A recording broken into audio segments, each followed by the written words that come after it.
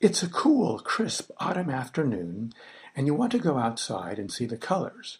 Before venturing out, you must put on something to keep you warm, but just not anything. You must choose something with the right amount of insulation. You know that the insulating material will trap your body's heat and keep a warm temperature close to your skin. Now, if you've been working out and you want to show off your muscles, your vanity trumps your better judgment, and you wear a light jersey. Too much of your body heat escapes. The temperature next to your skin will be a bit cold, and you will be uncomfortable. Likewise, if you are paranoid and choose a parka, none of your body heat escapes, and you will overheat. The greenhouse gases in our atmosphere, carbon dioxide and methane, act like a jacket that warms the earth. Without this greenhouse gas jacket, our temperature would be significantly colder. Remember the guy with the muscle shirt? So greenhouse gases are beneficial for our well-being, but up to a point. My great-grandfather, John Remick, was born in 1860 on a sheep ranch in Myrtle Creek, Oregon. Back then, the greenhouse gas jacket was just the right thickness to keep the planet at a comfortable temperature. The economy was agriculturally based and did not significantly change the CO2 concentration in the atmosphere. We estimate that the CO2 concentration back then was about 285 parts per million.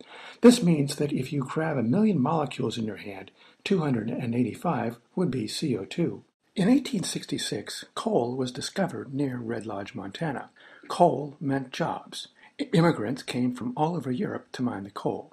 John Remick came from Oregon, opened up a livery stable, and provided mules to work the mines. He now participated in an economy that did increase atmospheric CO2 concentrations. He died in 1928. By then, CO2 was up to 305 parts per million. Another layer of insulation had been added to the greenhouse gas jacket, and we estimate that temperatures rose about a quarter of a degree Fahrenheit during his lifetime.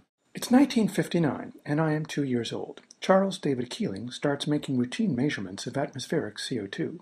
His first value was about 315 parts per million. Since then, CO2 has risen dramatically. Yes, I have definitely contributed to this increase. So every year we are adding more and more insulating layers to the greenhouse gas jacket. As a result, global land temperatures have risen about 1¼ degree Fahrenheit since John Remick was born. So why have I explained CO2 concentrations with a personal perspective, telling you about me and my family? Well, when the Red Lodge coal was burned about 100 years ago, the CO2 it emitted, well, about half of it is still in the atmosphere, and it will stay there for the next 200 years. So most of the atmospheric CO2 causing the 20th century's global warming is from the collective actions of you and your families. And it will be the collective actions of you and your children that must eventually stabilize CO2 concentrations. Otherwise, CO2 will continue to increase. Remember the guy wearing the parka?